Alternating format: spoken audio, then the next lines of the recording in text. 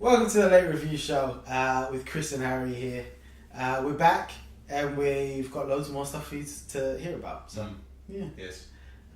Sunglasses. Why? Well, this star is shining so bright that it's actually blinded me. So I'm DJ snaking it this afternoon. I was like off. I wasn't on board until you said DJ Snake. Now I'm in. Yeah. But I'm not French. So, news. Let's get right into it. Lord and Miller announced to do the Han Solo movie. I'm gonna set the scene. Announced to do the Han Solo movie. Get Alden Ehrenreich set up to be Han Solo. Cast everything. Start shooting, and now they've been fired. Maybe. Ron Howard Ron Howard replaces them. How do you feel about this? I mean, it's sad for them. Yeah. But I think Ron Howard, if they don't want to make the film that Disney want them to make, which is clearly what's happened, then, it's better to part ways than them continue to make a film and then it come out and it's not there, what they set out to make, it's not what they've written or what they've done. Yeah. Does that make sense? So they were butting heads with Kathleen Kennedy, the producer of the movie, as well as the head sort of heading up Star Wars at Disney, and Lawrence Kasdan, who wrote this Han Solo flick and wrote The Empire Strikes Back and had a hand in a couple of the other two as well. Film. Yeah, very true.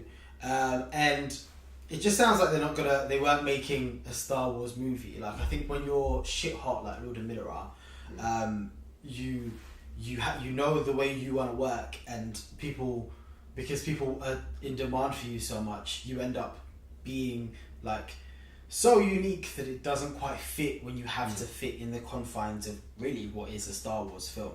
So it kind of makes sense that this didn't work out. And Ron Howard taking over, fabulous choice, to be honest. Steady pair of hands. Exactly. He's there. He's not gonna wipe out everything that's come before it. I know they are gonna do a lot of reshoots and they're gonna extend the filming period as much as they can. Probably Woody Harrelson, they're probably gonna have to get a lot of his stuff done earlier because he's always in demand. But I think he's the guy who knows the studio system very well, and he will do what he needs to do, but he's also talented enough to give it a good message. Are you still excited for the film? A little bit. I wasn't particularly over the moon when it was announced. That ball's upside down. I wasn't particularly over the moon when it was announced because I think the two characters that Harrison Ford's famous for, Indiana Jones and Han Solo, both of them, when you first meet them, are fully formed characters. You don't want to know more about their background. Yeah. And the little touch that they do in Last Crusade for Indiana Jones, where River Phoenix, that's all you really need to know about why he wants to protect these antiquities and do all this stuff. And he's named after the dog. He's named after the dog. I knew Sean Connery was going to Henry George Jr. So I think obviously make it. It'd be quite nice to find out how he actually got the Falcon. Yeah. How he met Chewie. I don't really want to see childhood. I don't want to see how he gets his name. I don't think we'll see his childhood. I think it'll just be like, this is how he gets the Falcon. Spy this shit out. Look at how he meets Chewie. That's fine. Maybe he meets him in some sort of weird brothel. Wait, why would Chewie be in a brothel? He's got to get, something. He's got to get his something. But Ron Howard, I think, is a great choice. He's a 2-time Academy Award winner. He's a fantastic director. His first film is American Graffiti, that is a wildly successful flick. One of the best former child stars out there, really. Very well adjusted, which is always a good thing for them. What TV show was he on? I'll give you a clue. Wait. Hey! No. Why would I say Happy Days? Yeah, because he wasn't Happy Days. I can't remember what his character was called because no one remembers what.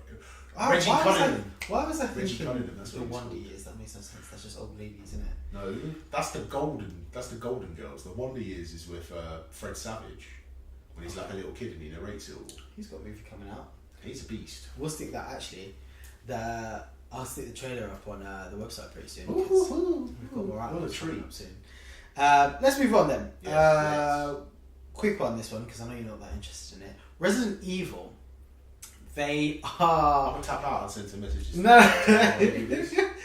They are rebooting the franchise. It just finished. Don't care. They just did the last chapter. I think that was the sixth or seventh one. Redoing the whole thing, but this is where you come back in. It's being written by Greg Russo, but James Wan is attached to direct it. Does that make you intrigued? Nah. Really? Yeah. The director of The Conjuring, who set up this whole thing, doing Aquaman, made quality movies, he doesn't intrigue you to watch Resident Evil? No. Okay. I genuinely do not give a shit about Resident Evil. I love those movies. I think they're good fun. I don't think they're good. I think they're enjoyable. And they're easy to watch. And I do love a good zombie flick as well. But I'm quite intrigued to see what James Wan will do with it. He's got so much. He's accidentally set up a Conjuring universe. They just announced The Crooked Nun as well. That's a little bit of Did you news do for you. Star Trek? James Beyond? Wan.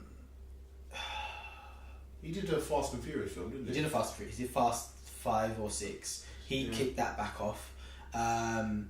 6 he did. Did he do a Star Trek film? J.J. Abrams did the first one, also did the third one. No, Abrams did the second one as well. I'm going to look it up. Yeah, because it was Orsi and Kurtzman who wrote the first two, and then Kurtzman went off to do The Mummy, and Orsi did Star Trek Beyond. I'm looking it up. Okay.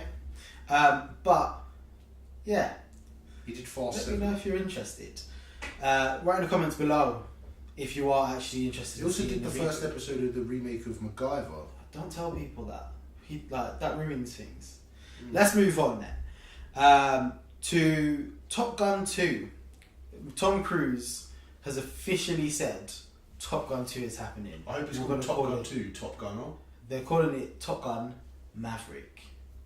Do you care? No. The only Tom Cruise film that Harry hasn't seen is Top Gun. And to be honest, I haven't seen it either. Do you know why? I Because I want to don't see like it. homoeroticism. I just don't really care about what need they're feeling, you know? What if it wasn't the need for actual physical speed, but it was the need for the amphetamine speed? Then I'm back in. If that's what Top Gun 2 is about.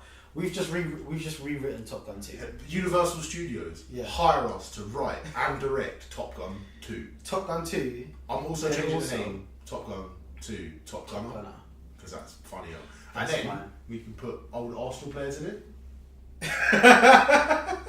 That's quality. Okay. They're all the other pilots. Yeah. They don't get to talk. Patrick Vieira. Yeah. Yes,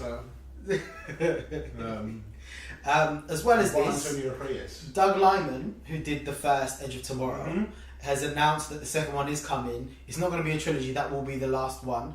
But, and here's my issue with this, he has said himself, this hasn't come from the studio, so it might not be true.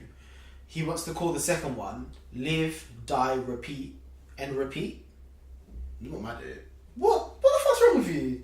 Well, That's in the the first worst one. name ever. The first one had about 6 titles anyway. Yeah, they changed It's it when it called got All You onto the Need Is Kill. DVD, Live, Die, Repeat. Then it Well, was- that's the name of the yeah. actual Then it was thing it's Edge based of on. Tomorrow. Then it was Live, Die, Repeat. Edge of Tomorrow. Then it was Yeah. Edge of Tomorrow, Live, Die, Repeat. Yeah, grim. Why would you ever call it Live, Die, Repeat, Repeat? That's the worst name for a title.